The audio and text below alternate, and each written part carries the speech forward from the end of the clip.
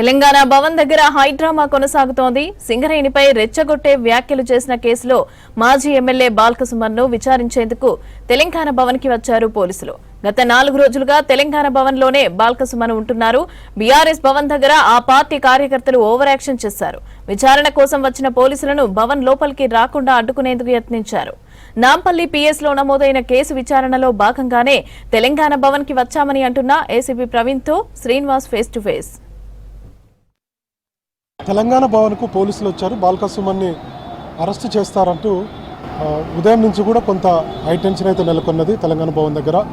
అసలు ఎందుకు బాల్కసుమన్ను అరెస్ట్ చేయబోతున్నారు, ఎట్లాంటి సెక్షన్స్ నమోదు చేశారు, ఇట్లాంటి విషయాల మీద మనతో మాట్లాడేందుకు ఏసీపీ ఉన్నారు. ఒకసారి మాట్లాడదాం సార్.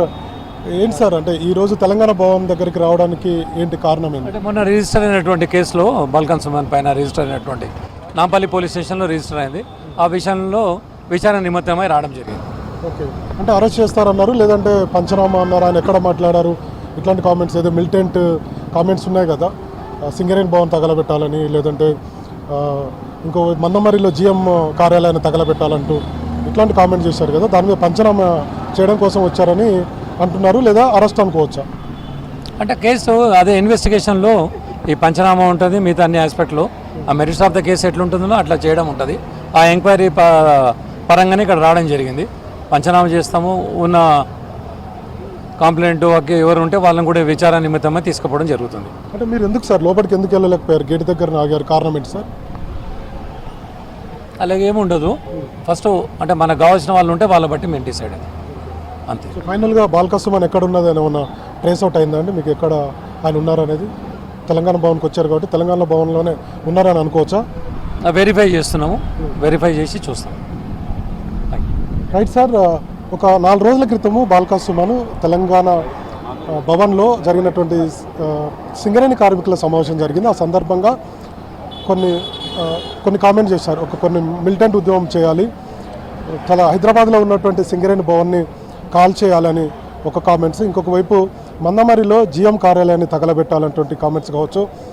తర్వాత వాళ్ళని అంతా రెచ్చగొట్టే విధంగా ఆయన మాట్లాడారు అనేది గత కొన్ని రోజుల నుంచి కూడా పెద్ద ఎత్తున రాష్ట్రంలో చర్చ జరుగుతుంది. దీని మీద నాంపల్లిలో కూడా కేసు నమోదైంది. మిగతా పోలీస్ స్టేషన్లలో కూడా కాంగ్రెస్ కార్యకర్తలు బాల్కసుమన్ వివాదాస్పదంగా మాట్లాడారు, రెచ్చగొట్టే విధంగా ఆయన వ్యవహరించారు, ప్రభుత్వ ఆస్తుల ధ్వంసం చేసే విధంగా కార్యకర్తలను ఉసిగొల్పుతున్నారు అన్నటువంటి విషయాల మీద కాంగ్రెస్ కార్యకర్తలు ఆయా పోలీస్ స్టేషన్లో ఫిర్యాదు చేశారు. అయితే నాంపల్లిలో ఆల్రెడీ ఒక కేసు నమోదైంది. ఆ కేసులో భాగంగా విచారణలో భాగంగా ఈరోజు పోలీసులు తెలంగాణ భవన్కి వచ్చారు. తెలంగాణ భవన్లో విచారణ కోసం వచ్చినట్టుగా మనకి ఇంతకుముందే ఏసీపీ చెప్తున్నారు. సో మనకున్నటువంటి సమాచారం బాల్కసుమన్ను అరెస్ట్ చేసేందుకు రంగమైతే సిద్ధమవుతుంది. మనం విజువల్స్లో చూడొచ్చు, తెలంగాణ భవన్ దగ్గర మొత్తం కూడా కొంత హై టెన్షన్ అయితే కనపడుతుంది. అటు కార్యకర్తలు ఇటు పోలీసులు సో వాదోపవాదం జరుగుతుంది. లోపలికి వెళ్లకుండా, పోలీసులను లోపలికి వెళ్లకుండా ప్రయత్నాలు అయితే బీఆర్ఎస్ కార్యకర్తలు, కొంతమంది టీఆర్ఎస్వి నేతలు ప్రయత్నాలు అయితే చేస్తున్నారు. సో ఇంకొక వైపు పోలీసులు కూడా అరెస్ట్ చేసేందుకు సిద్ధంగా అయితే ఉన్నారు. మరి కాసేపట్లో బాల్కసుమన్ అరెస్ట్ చేసేటువంటి అవకాశం ఉంది. అయితే బాల్కసుమన్ గత 4-5 రోజులుగా ఎప్పుడైతే కేసు నమోదైందో, ఈ వివాదాస్పద వ్యాఖ్యలు చేశారో, రెచ్చగొట్టే విధంగా మాట్లాడారో, సో ఆ విషయంలో అప్పటి నుంచి కూడా బాల్కసుమన్ ఇక్కడే తెలంగాణ భవన్లోనే 4-5 రోజుల నుంచి కూడా తలదాచుకుంటున్నారు. పోలీసులు అరెస్ట్ చేస్తారు, కేసు నమోదైంది కాబట్టి ముందస్తు సమాచారంతో ఆయన తెలంగాణ భవన్లో మకాం వేశారు.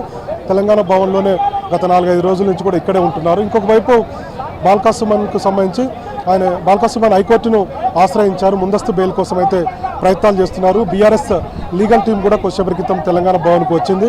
హైకోర్టులో ఆయన ముందస్తు బెయిల్ తీసుకునేందుకు ప్రయత్నాలు అయితే చేస్తున్నారు. ప్రస్తుతం బాల్కసుమన్ తెలంగాణ భవన్లో ఉన్నారు. ఒకవైపు పోలీసులు ఆయన కోసం వచ్చారు. విచారణ చేసిన తర్వాత ఆయా సెక్షన్లను బట్టి ఆయనను అరెస్ట్ చేసేటువంటి అవకాశం ఉంది. అరెస్ట్ చేసిన తర్వాత మేజిస్ట్రేట్ ముందు హాజరుపరిస్తే ఆయనకు రిమాండ్ విధించేటువంటి అవకాశాలు అయితే కనపడుతున్నాయి. చూడాలి మరి నెక్స్ట్ ఏం జరుగుతుంది అనేది. కెమెరామెన్ అశోక్తో శ్రీనివాస్, V6 న్యూస్, తెలంగాణ భవన్, హైదరాబాద్.